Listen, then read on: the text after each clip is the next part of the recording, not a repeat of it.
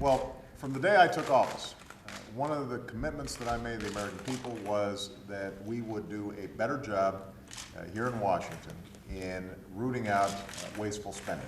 At a time when families have had to cut back, have had to make some tough decisions about getting rid of things that they don't need in order to make the investments that they do, we thought that it was entirely appropriate for our governments and our agencies to try to root out waste, large and small, in a systematic way. Obviously, this is even more important given the deficits that we've inherited and that have grown as a consequence of this recession. This makes these efforts even more imperative. Now, this does mean making some tough choices.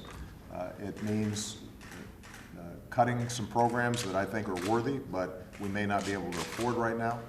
A lot of the action is in Congress and legislative and in the budget. I know that the Joint Committee on trying to reduce our deficits are engaged in a very difficult conversation right now, and we want to encourage them to complete their work.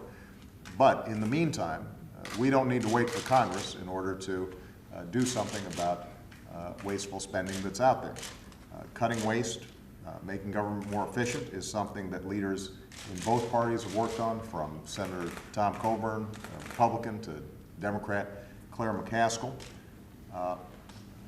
We haven't seen as much action out of Congress as we'd like, and that's why we launched on our own initiative the campaign to cut waste.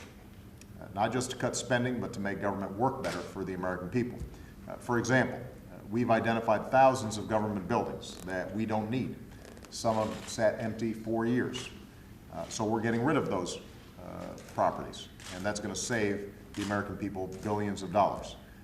As part of this campaign, I've also asked federal employees to do their part and share their ideas in making government more efficient and more effective, and two of them are here today. So I want to introduce them. Roger Rhodes works at the Department of Commerce. Raise your hand, Roger. There's Roger. He found a way to save the department almost $2 million a year on its cell phone bills. And I'm sure that there are probably some consumers out there that would like to talk to them and find out what they could save on their cell phone bills. Celeste Steele is here. Celeste, raise your hand. Celeste works at the Department of Homeland Security, and she's helping to save taxpayers tens of millions of dollars by changing the way the department buys goods and services. So we've received nearly 20,000 suggestions from federal employees. I just completed a video conference with the 4 finalists of our annual SAVE Award. 20,000 submissions of ideas from federal employees about how we can reduce waste, eliminate duplication, redundancy, paperwork. And these 4 finalists have some terrific ideas, putting books that have been ordered every year online instead of continuing to incur the shipping costs, to having a tool library over at NASA so that instead of buying very specialized tools over and over again for different projects, we actually keep an inventory of those tools. In addition to soliciting ideas from federal employees, I've also tasked Vice President Biden to work with the secretaries of all our agencies to identify some systemic areas of potential improvement: travel, transportation, IT services, all of which we know can save us potentially billions of dollars. And in September, Joe convened the cabinet and has really pushed them hard in finding savings across all our agencies. So today I'm signing an executive order that builds on their good work. It directs agencies to slash spending in each of these areas: travel, printing, IT, because we believe that we can get better results for less using technology. And overall, spending in the areas covered by this executive order will shrink by 20%. And members of my cabinet will keep reporting on their progress to Joe Biden and ultimately to me. And we're going to hold them accountable for meeting this 20% reduction goal.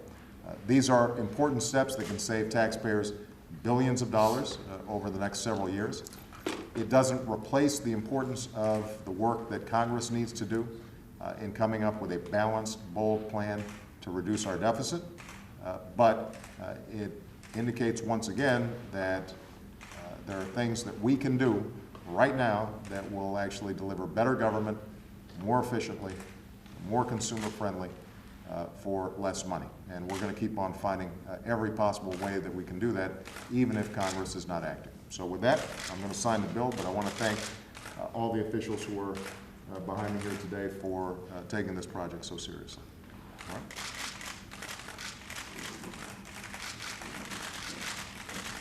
There you go. Mr. President, any comment on the night? Thank you very much, Thank you, everybody. everybody. Thank you. Thank you.